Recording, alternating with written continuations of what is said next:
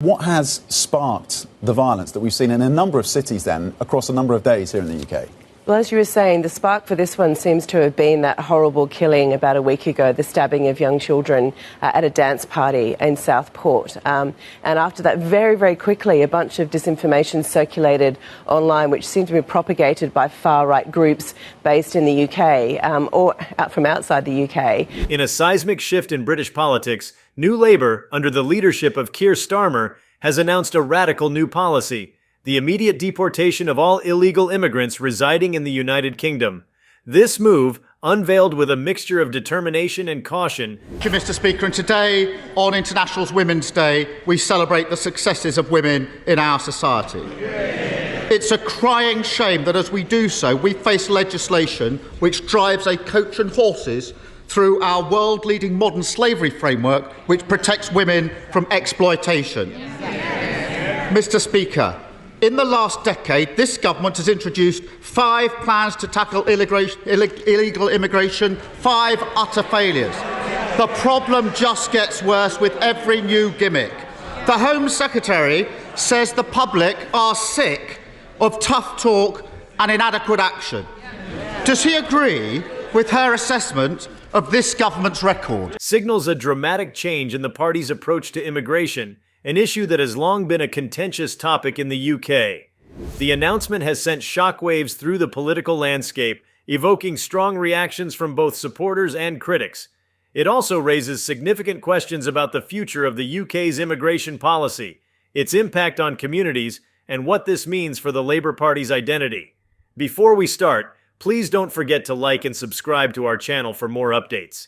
Starmer's declaration marks a decisive moment in his leadership, indicating a clear departure from the more lenient stances of previous Labour administrations. For many, this policy represents a return to a more traditional, hardline approach to immigration. Look, the Rwanda scheme was dead and buried before it started. It's never been a deterrent. Look at the numbers that have come over in the first 6 and a bit months of this year. They're record numbers. That is the problem that we are inheriting. It has never acted as a deterrent, almost the opposite, because everybody has worked out, particularly the gangs that run this, that the chance of ever going to Rwanda was so slim, less than 1%, that it was never a deterrent. The chances were of not going and not being processed and staying here, therefore, in paid-for accommodation for a very, very long time. It's had the complete opposite effect.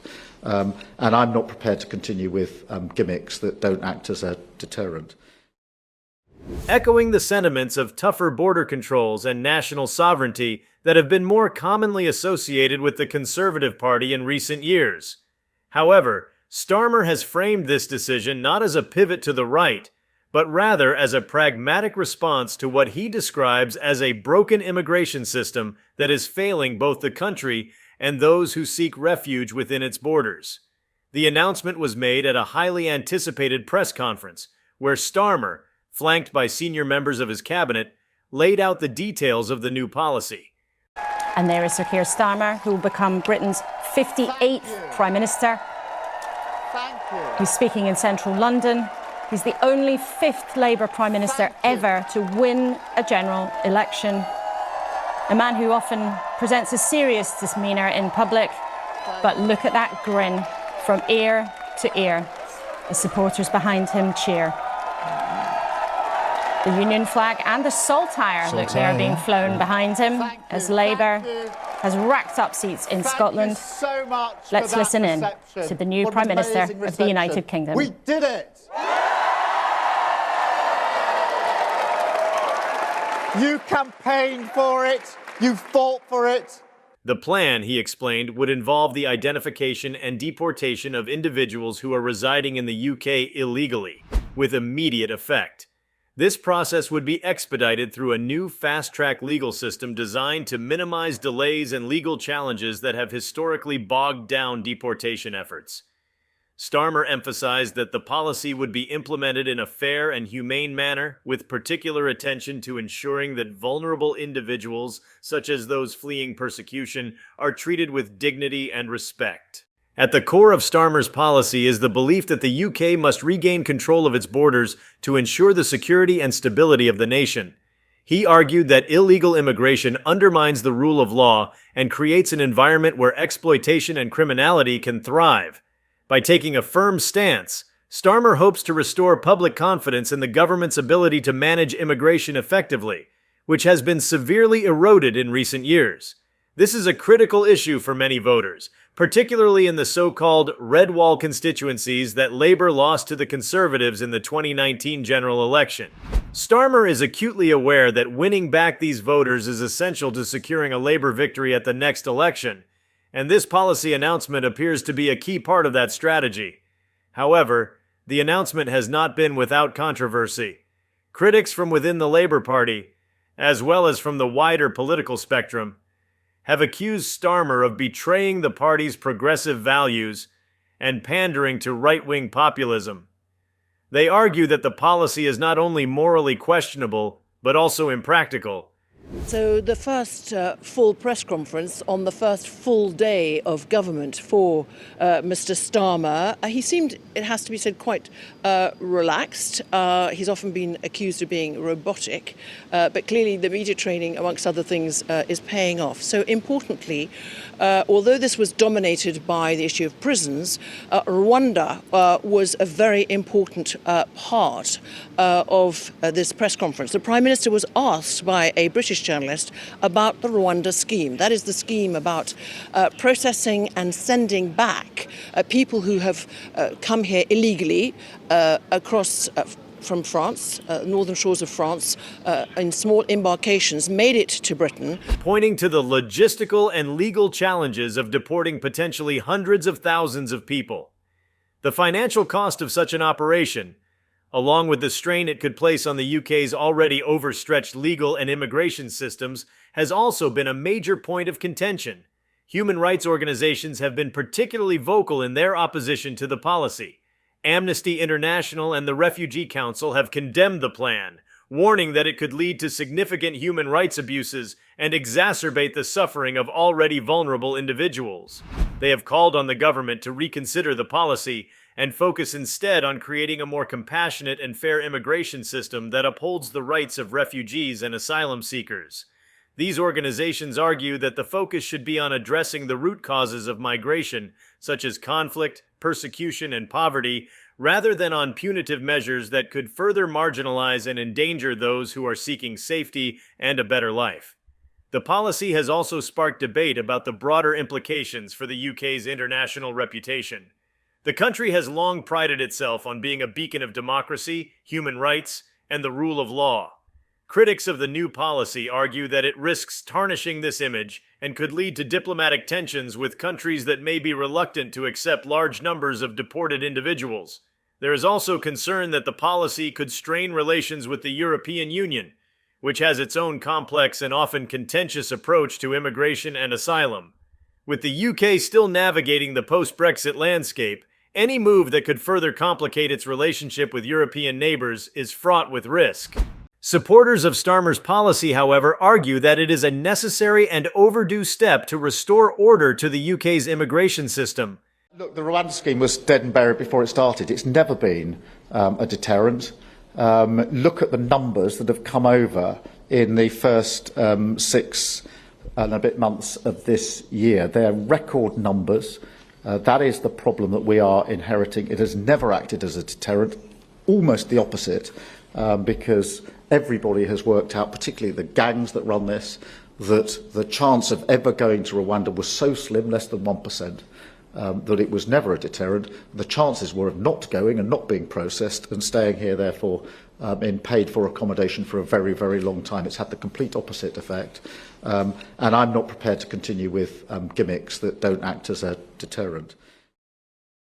They contend that illegal immigration has placed significant pressure on public services, including housing, healthcare, and education, and that decisive action is needed to address these challenges. They also argue that the policy will act as a deterrent to those who might otherwise be tempted to enter the UK illegally, thereby reducing the overall number of people attempting dangerous and unauthorized journeys to the country. Proponents believe that a firm stance on illegal immigration is essential to maintaining social cohesion and ensuring that the UK remains a safe and stable society for all its residents. For Starmer, The decision to pursue such a policy is undoubtedly a calculated risk. As the leader of a party that has traditionally championed the rights of immigrants and minorities, he must tread carefully to avoid alienating core supporters while also appealing to a broader electorate that is increasingly concerned about issues of immigration and national security. The success of this policy, both in terms of its implementation and its reception by the public, will likely play a significant role in determining Starmer's political future and the direction of the Labour Party. In framing the policy, Starmer has sought to distance himself from the more draconian approaches of the past, emphasizing that his government would operate within the bounds of international law and human rights conventions. He has promised that the deportation process will be conducted with transparency and accountability, with oversight mechanisms in place to prevent abuses and ensure that individuals are treated fairly. He has also highlighted plans to increase support for legal immigration and asylum seekers. Thank you, thank you. Thank you so much for that reception. What an amazing reception. We did it! You campaigned for it, you fought for it, you voted for it, and now it has arrived. Change begins now.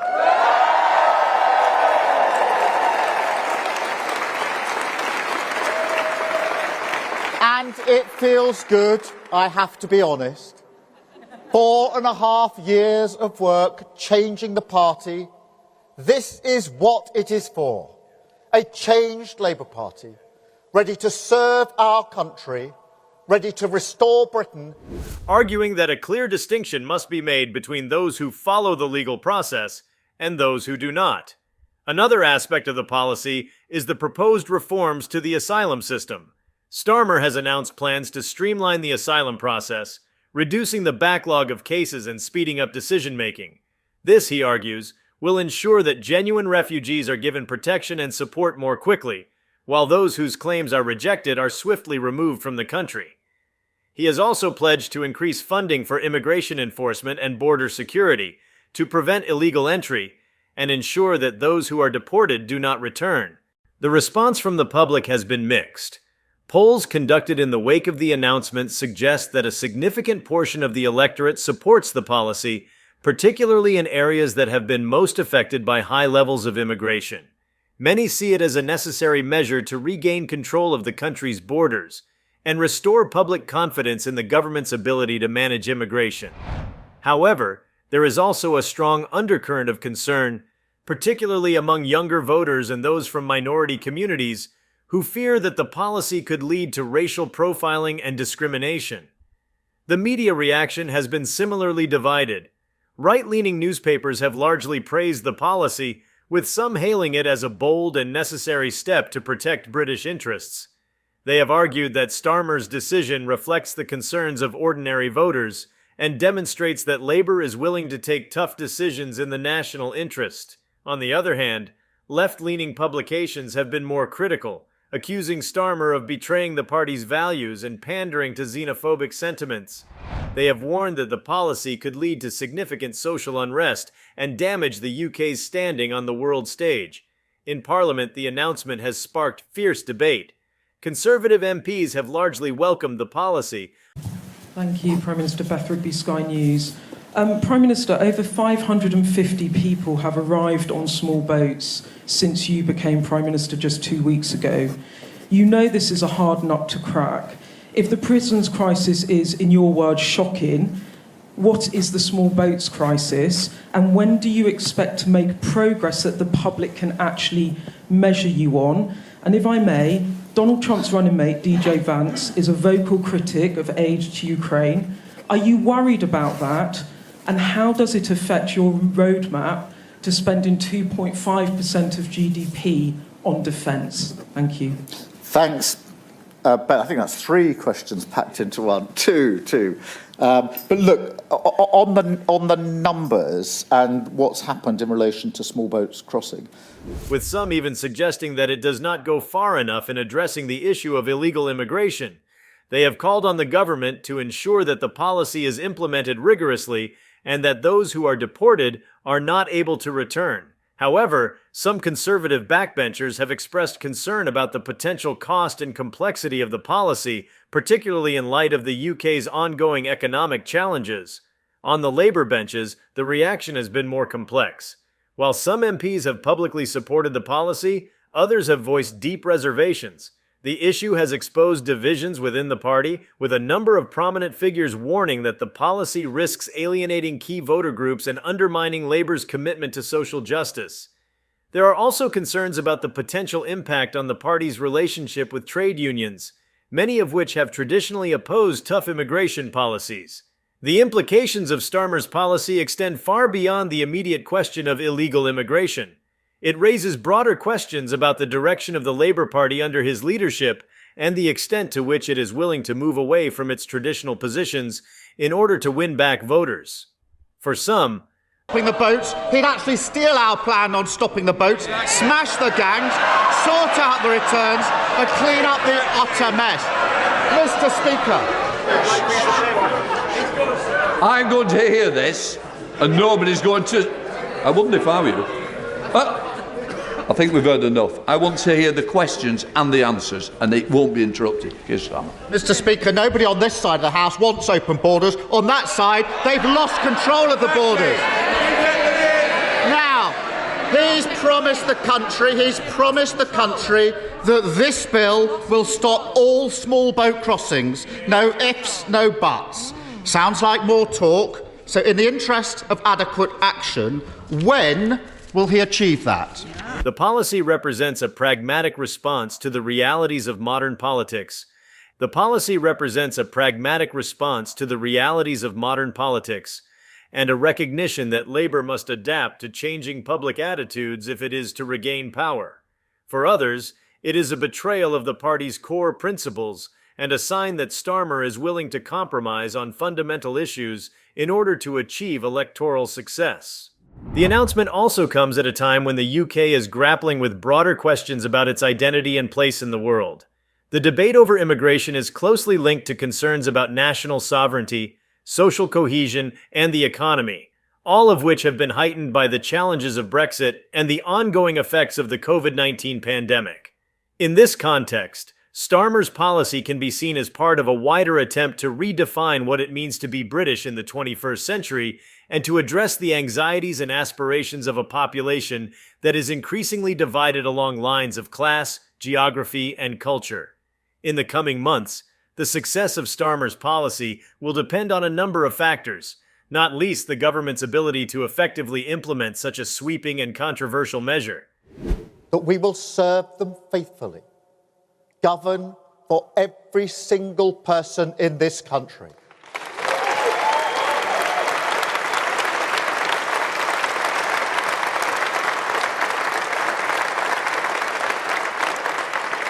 But also, don't forget how we got here.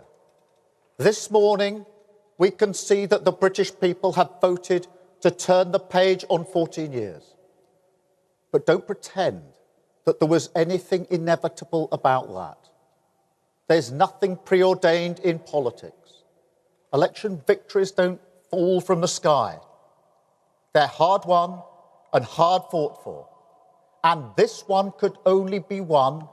The logistical challenges involved in deporting large numbers of illegal immigrants are immense, and there are significant questions about the practicalities of such an operation. From identifying and locating undocumented individuals to processing their deportation through the legal system, the plan requires a level of coordination and resources that will test the capabilities of government agencies to their limits. One of the primary challenges is the issue of identification. Many individuals who are in the UK illegally do not have documentation, or they possess forged or fraudulent documents. This makes it difficult for authorities to verify their identities and nationalities, which is a crucial first step in the deportation process. Without accurate identification, there is a risk that individuals could be wrongfully detained or deported to countries where they may face serious harm. This concern is particularly acute for those who may have fled persecution or conflict, and who may be unable to provide documentation to support their claims. Moreover, the issue of where to deport individuals to is another significant hurdle. While some countries may be willing to accept their nationals back, Others may refuse to cooperate, particularly if there is any doubt about the individual's identity or nationality. Diplomatic negotiations will be essential in securing agreements with other nations to accept deported individuals, and these negotiations are likely to be complex and time-consuming. That is the responsibility of this mandate. 14 years ago, we were told that we're all in it together. I say to the British people today, imagine what we can do if that were actually true. So, by all means, enjoy this moment. Nobody can say you haven't waited patiently. Enjoy the feeling of waking up on a morning like this, with the emotion that you do see the country through the same eyes. Hold on to it, because it is what unity is made from. But use it to show to the rest of the country, as we must. There is also the issue of individuals who come from countries with unstable or hostile governments, where deportation could lead to significant human rights abuses. In such cases, the UK could face international condemnation and legal challenges if it is seen as violating the principle of non-refoulement, which prohibits returning individuals to a country where they are likely to face persecution. The policy also raises concerns about the potential for increased detention of individuals awaiting deportation. The UK already has a network of immigration detention centers, but these facilities have been criticized for their conditions and the length of time individuals are often held without trial. The prospect of mass deportations could lead to a significant increase in the number of people being detained, putting further strain on these facilities and raising serious questions about human rights and due process. Starmer has attempted to address these concerns by promising reforms to detention practices, including better conditions and oversight, but it remains to be seen how these promises will be fulfilled in practice. Another critical issue is the potential for legal challenges to the policy.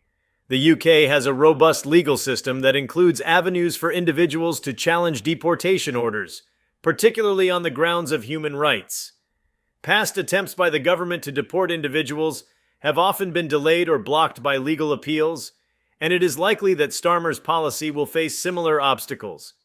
Human rights organizations and immigration lawyers are expected to mount vigorous challenges to the policy, arguing that it violates the rights of individuals and fails to provide adequate protection for those who may be at risk of harm if deported. To address these legal challenges, Starmer has proposed the creation of a fast-track legal system for immigration cases. This system would be designed to expedite the processing of deportation orders and minimize delays caused by legal appeals. However, critics argue that a fast-track system could undermine the fairness of the legal process, potentially leading to wrongful deportations and other miscarriages of justice. They also point out that such a system could disproportionately affect vulnerable individuals, such as those with mental health issues, or those who do not have access to legal representation. Beyond the legal and logistical challenges, there is also the question of the broader social impact of the policy. Well, it's sort of evocative of the 2011 riots that we saw in the UK that Keir Starmer, of course, was the chief prosecutor on, so he's got some experience there. But this goes back some way. Brexit was supposed to, in a way, sand down these issues around migration for the UK, but in a way, migration's only become more and more part of the consciousness and the debate, the political debate here, fanned by these right-wing groups, by disinformation, by politicians also from some parties. The idea that migration is a fundamental problem for the UK. So very quickly that snowballed in what we've seen here with more protests or gatherings, we don't call them events, planned by these groups. Immigration is a deeply polarizing issue in the UK, and the prospect of mass deportations is likely to exacerbate existing tensions within communities. In recent years, there has been a rise in hate crimes and xenophobic rhetoric, fueled in part by debates over immigration and Brexit. Starmer's policy risks further inflaming these tensions, particularly if it is perceived as targeting specific ethnic or religious groups. This could lead to increased social unrest and division, undermining the very stability and cohesion that the policy is intended to protect. The policy also has significant implications for the Labour Party's relationship with ethnic minority communities, many of whom have traditionally been strong supporters of the party. These communities are likely to view the policy with suspicion, fearing that it could lead to increased discrimination and harassment. For Starmer, this represents a delicate balancing act. He must reassure these communities that their rights and interests will be protected, while also convincing other voters that the policy is necessary and fair. In response to these concerns, Starmer has emphasized that the policy will be implemented with a focus on fairness and justice. He has promised that the government will take a compassionate approach to those who have been living in the UK for many years, particularly families with children who have been raised in the country. Starmer has also indicated that there will be exceptions for individuals who have integrated into British society and who can demonstrate that they have made a positive contribution to their communities. These individuals, he suggests, may be offered a pathway to legal status rather than deportation, as part of a broader effort to regularize the status of long-term undocumented residents. This aspect of the policy, the potential for regularization, is likely to be one of the most contentious. On one hand, it offers a pragmatic solution to the problem of illegal immigration. When I was in charge of prosecutions, I extradited countless rapists, and the conviction rate for people smuggling was twice what it is today. I voted against his legislation last time because I said it wouldn't work. Since it became law, the numbers have gone up. He's proved me right. He should be apologising, not gloating. The Prime Minister says they will detain people who aren't eligible to claim asylum here and then return them. Recognizing that deporting long-term residents who have built lives in the UK may be neither feasible nor desirable. On the other hand, it risks being seen as a form of amnesty, which could undermine the deterrent effect of the policy and encourage more illegal immigration in the future. Striking the right balance between enforcement and regularization will be crucial for the policy's success and for maintaining public support. The economic implications of the policy are also significant. Supporters of the policy argue that cracking down on illegal immigration will relieve pressure on public services, particularly in areas such as housing, healthcare, and education, where high levels of immigration have often been cited as a source of strain. They also argue that it will help to protect jobs and wages by reducing competition from undocumented workers who may be willing to accept lower pay and poorer conditions. However, there are concerns that the policy could have unintended economic consequences, particularly in sectors that rely heavily on migrant labor, such as agriculture, hospitality, and social care. The impact on the labor market is a key area of concern. Many industries in the UK have become dependent on migrant workers, including those who are in the country illegally. These workers often fill jobs that are difficult to recruit for, either because they are low paid, involve hard physical labor, or require skills that are in short supply. The mass deportation of illegal immigrants could lead to significant labor shortages in these sectors, with potentially serious consequences for the economy. Employers may struggle to find workers to fill these roles, leading to disruptions in supply chains and increases in costs that could be passed on to consumers. To mitigate these risks, Starmer has proposed a series of measures aimed at boosting domestic recruitment and training, particularly in sectors that are likely to be most affected by the policy. These measures include increased investment in vocational training and apprenticeships, as well as incentives for employers to recruit and retain British workers. Starmer has also suggested that the government may introduce temporary work visas to allow for the recruitment of foreign workers in specific industries where there are acute labor shortages.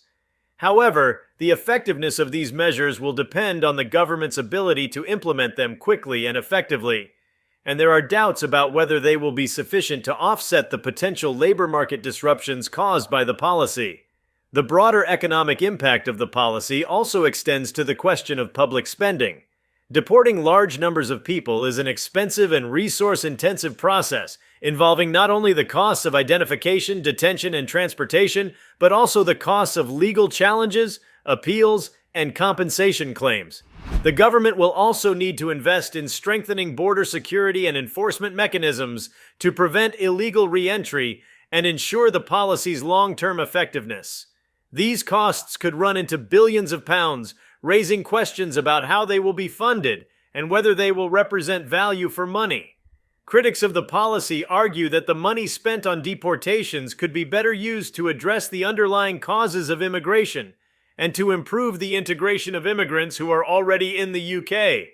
They suggest that investment in areas such as education, social services, and housing would be more effective in addressing the challenges associated with immigration and would help to build more cohesive and resilient communities.